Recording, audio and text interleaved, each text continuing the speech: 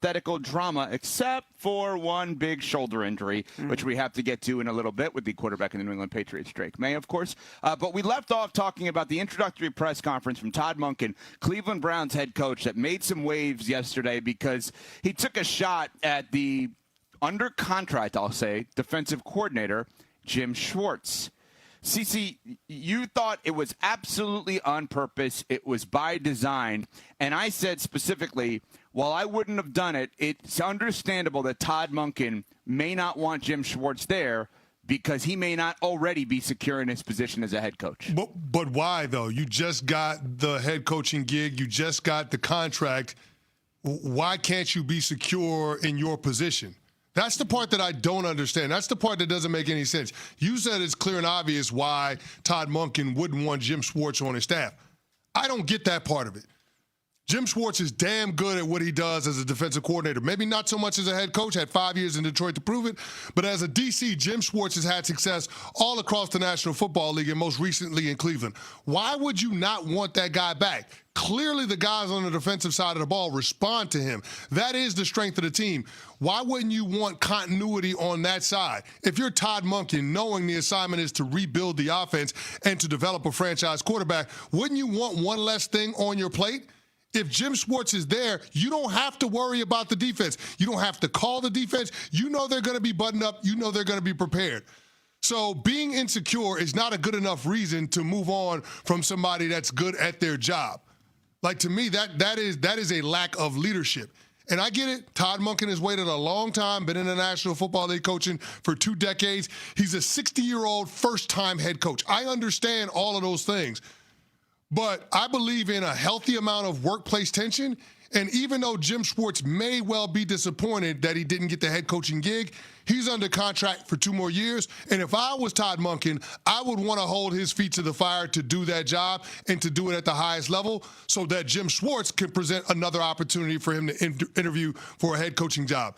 But if you're Todd Monken, you want somebody that's there that can manage the defensive side of the ball because it's one less thing for you to worry about in Cleveland, which is a franchise that has given every new head coach plenty to worry about.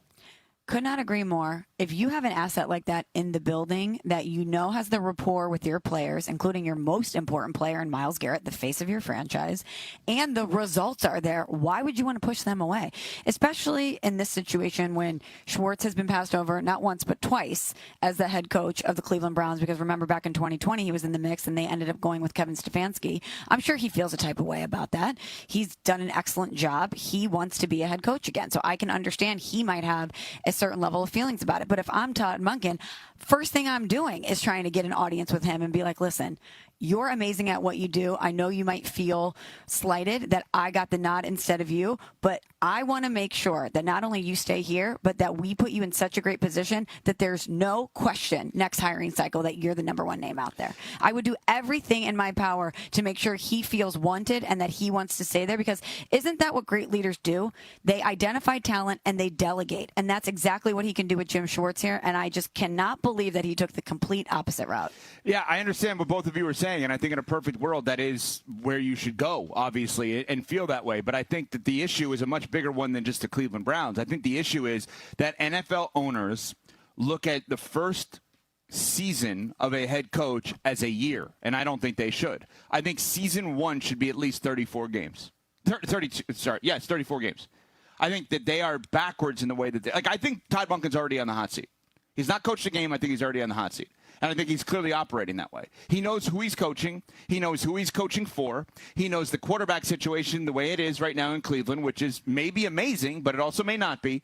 And I think that he enters his job already on the hot seat. I think Aaron Glenn is entering that job because the organization that he's with already on the hot seat. And I think if we just changed our mentality in the NFL and season 1 is 34 games over 2 years instead of 17 games, I think all of this is different.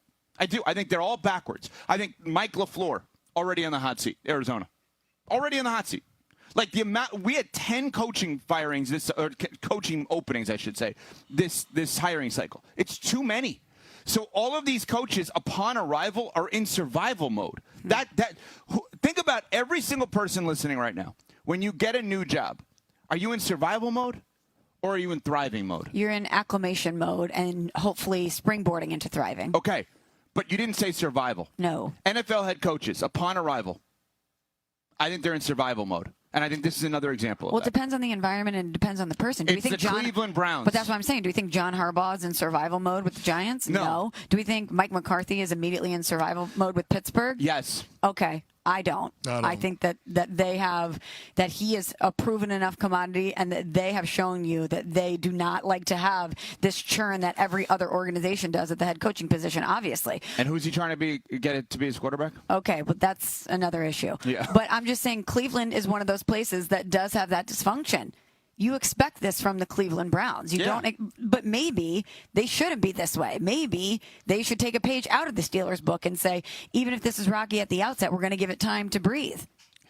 If Todd Monken struggles early, if Todd Monken struggles in year one and the defense is still great, and Todd Monken doesn't develop Shedeur or Dylan Gabriel, or if it's Deshaun Watson, and Jim Schwartz is still there, there's a chance Jim Schwartz is the head coach next year. That's a problem with the organization. As much as it's a problem with Monken, like, Cece, do you believe that Todd Monken is on the hot seat? He's never coached a game. Do you believe he's on the hot seat? I think what he did at the introductory press conference brings more pressure and scrutiny toward everything that he does from here on. It was the wrong way to handle Jim Schwartz. Completely wrong way.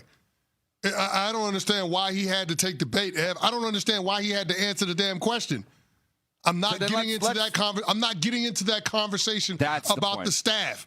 It is something that is fluid. It is ongoing. Okay, you can say all of those things, but why disparage Jim Schwartz? The reason why is because you're insecure. That is not a great place to start with when you are just thrust into a leadership position. I don't understand that. And you know who else is going to have a hard time squaring that? The players in that locker room, particularly on the defensive side. You want me to play hard for you? And you're talking cash money about a guy that was in the trenches with us the last 3 years, 2 of which you're talking about us finishing as a top 5 total defense? It makes no sense. It was unnecessary. The only reason why he did it is to guarantee that Jim Schwartz would be ousted, to make a bad situation even worse, to pour gas on it, so to speak. And that is the exact wrong way to handle it. It's more of the same when it comes to the dysfunction that's been happening in Cleveland.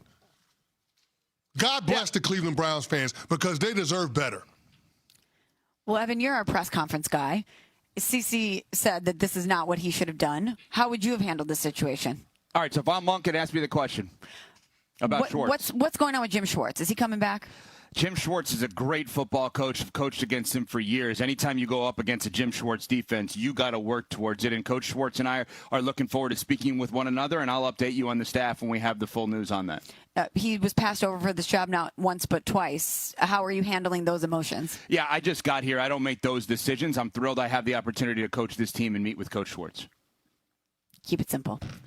I mean, he did. I don't. Let me be clear. I think Jim Schwartz is a big-time coach. I don't like what Todd Monken did yesterday in terms of the press conference. I understand the underlying reasoning, which is he probably already thinks he's on the hot seat, and he hasn't coached a game there. And that's a reflection of the organization as much as it's a reflection of anything else.